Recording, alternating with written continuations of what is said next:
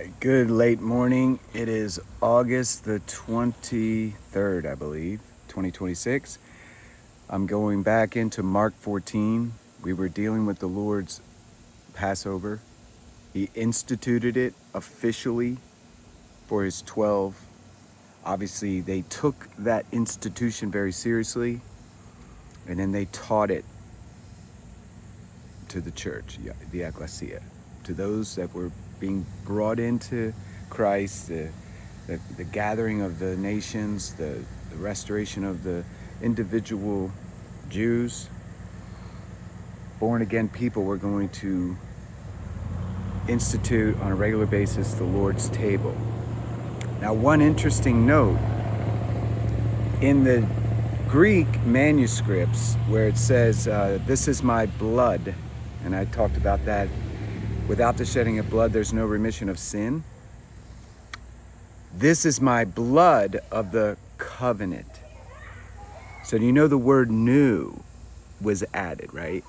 So all the talk, and it comes out of Constantine, it comes out of that making very governmental, the church, the Catholic Church, back in the 4th century.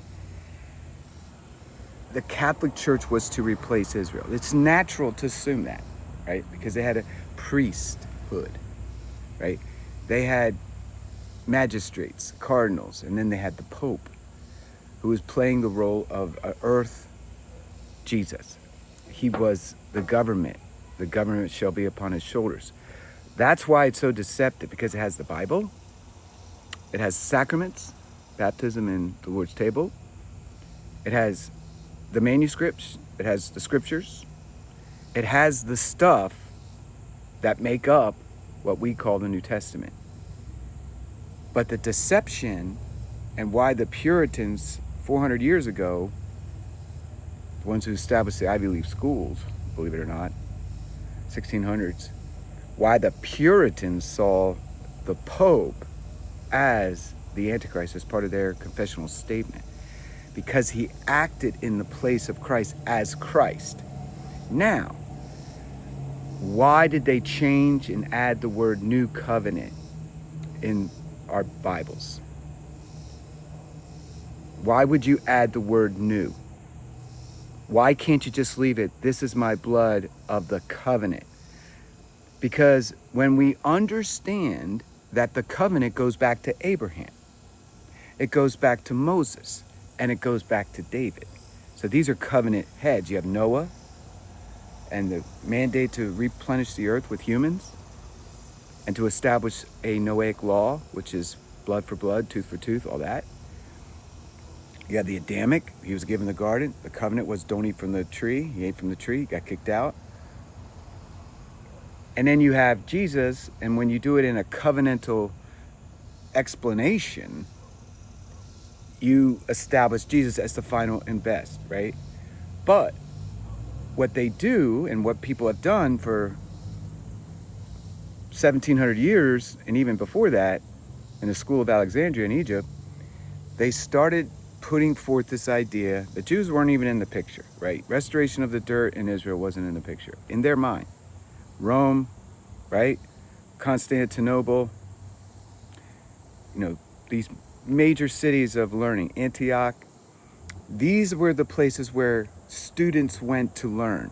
This is where the smartest guys were, where the churches were planted by Paul, who was a Jew, who was of the tribe of Benjamin. But somehow in the process of time and the persecution was directed at the Jews and the Christians. So Jews were having to hide and find places where they could dwell. And they did. They were the scattered abroad, as it talks about in James, to the 12 tribes scattered abroad. He's talking about tribes as a Jewish leader of the church in Jerusalem. So you can't just separate restoration, blood, Jesus shedding his blood to restore the dirt, and the city of Jerusalem to be his city. That's why he loves Jerusalem, and his heart is there, his mind, his eyes are staring right at Jerusalem even today. You can't take Jerusalem out of the mix yet. We look at London, we look at New York, we look at Rome, we look at Paris, we look at Moscow, we look at Beijing. These are super cities.